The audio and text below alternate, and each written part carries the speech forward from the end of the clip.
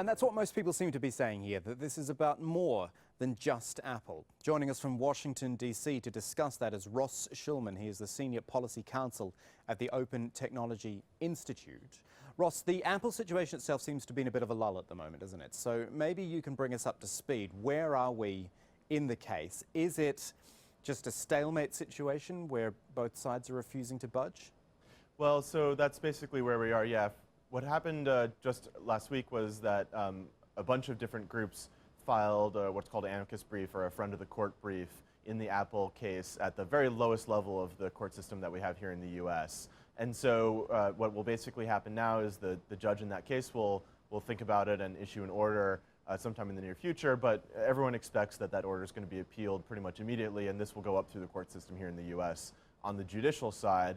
And then here in Congress, in Washington, D.C., we've got plenty of folks who are talking about moving, but again, it's a bit of a stalemate and we're not seeing any actual movement yet. Okay, so the bigger argument here, Ross, is digital security, an individual's digital security versus that of national security. And I don't even know how we really start to have this debate. It's such a big idea. It has strong arguments on both sides. And who on earth even makes the final decisions here? I know this case is before the courts, but this has become an ethical issue now. Yeah, it is, but you know, we're making progress by framing it in the way that you just framed it. So for a very long time, sort of the framing was, well, you can have national security versus privacy on the other hand.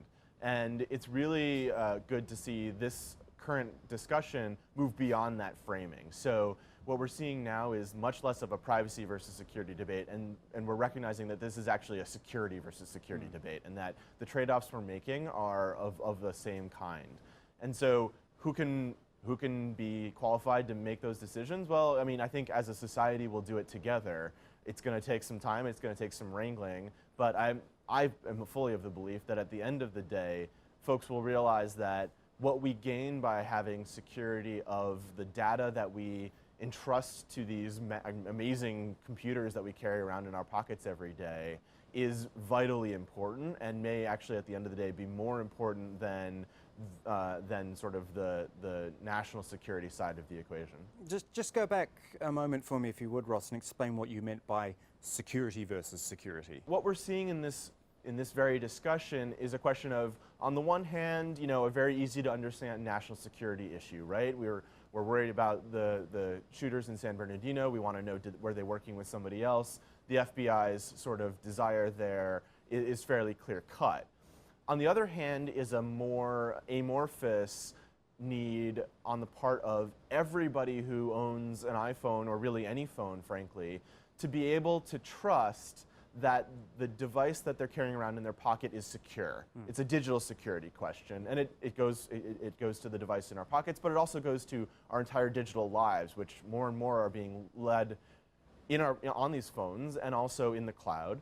And it is a question of how secure are we going to be in those devices, because when it comes right down to it, if Apple creates this sort of vulnerability that the FBI is looking for them to create, it's going to be a target, right? Everybody's going to want a piece of it. Here in the US, you can obviously see that law enforcement is going to want to use it on a regular basis. But even beyond law enforcement, you can absolutely imagine that organized crime is going to want to have a piece of this. That you know, foreign governments that perhaps are not as chummy with human rights, or not as familiar with civil liberties, are going to want to have it.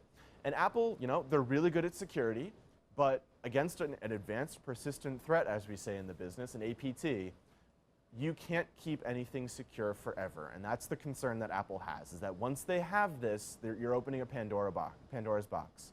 All right then, Ross Shulman, great talking to you on this topic. Thank you for joining us.